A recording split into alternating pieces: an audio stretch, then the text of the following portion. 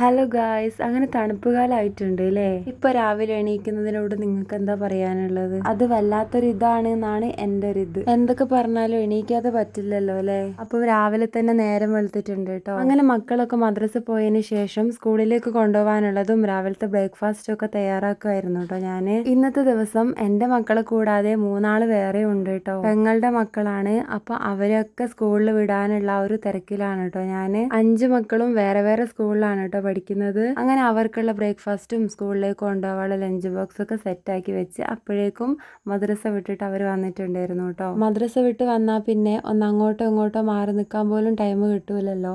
Breakfast ഒക്കെ കഴിച്ച് അപ്പോഴേക്കും സ്കൂളിൽ പോകാനുള്ള ടൈം ആയിട്ടുണ്ടാകും. ഷാദിക്ക് അവരെല്ലാരും വന്ന സന്തോഷം കൊണ്ട് അവൻ എന്തൊക്കെയോ കളിക്കുന്നുണ്ടായിരുന്നു. അവർക്കുള്ള ലഞ്ച് ബോക്സും വെള്ളവും ഒക്കെ സെറ്റ് ആക്കി വെച്ചിട്ടുണ്ട് കേട്ടോ.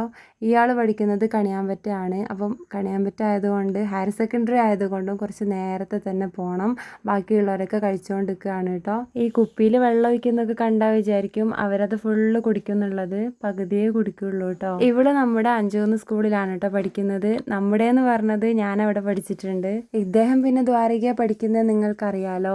ഇവൻ പരമ്പര സ്കൂളിലാണ് കേട്ടോ പഠിക്കുന്നത്. അപ്പോൾ അവർ രണ്ടുപേരും സ്റ്റാൻഡ് വരെ ഒരുമിച്ചുണ്ടാകും. അങ്ങനെ വേഗം പോകേണ്ട ആൾക്കാരൊക്കെ പോയി. ഇനിയുള്ളത് ഇവർ രണ്ടുപേരാണ് കേട്ടോ. പെൺകുട്ടികൾക്ക് പിന്നെ ആൺകുട്ടികളെ പോലെ പെട്ടെന്ന് ചാടിക്കറി പോകാൻ പറ്റില്ലല്ലോ, ഈ വക കാര്യങ്ങളൊന്നും കഴിയാതെ. അങ്ങനെ അവർ രണ്ടുപേരും മാറ്റി കുറച്ച് അങ്ങോട്ടും ഇങ്ങോട്ടൊക്കെ തിരിഞ്ഞ് കളിച്ച് അപ്പോഴേക്കും സമയമായിട്ടുണ്ട് പോകാന്. അങ്ങനെ 5 സ്കൂളിലേക്കും ചെറുതായിട്ടൊരു സ്കൂളിലേക്കൊക്കെ കുട്ടികളെ കൊണ്ടുപോകാൻ വേണ്ടിയിട്ട് പോവാണ് കേട്ടോ. രാവിലത്തെ ഈ ഒരു തിരക്ക് ശരിക്കും പറഞ്ഞാൽ ഒരു യുദ്ധക്കളം പോലെയാണല്ലേ. ഈ 5 ആളും പോയപ്പോൾ തന്നെ വീടിന്റെ കൂടെ ഞാനും സൈലന്റ് ആയിട്ടുണ്ടായിരുന്നു കേട്ടോ.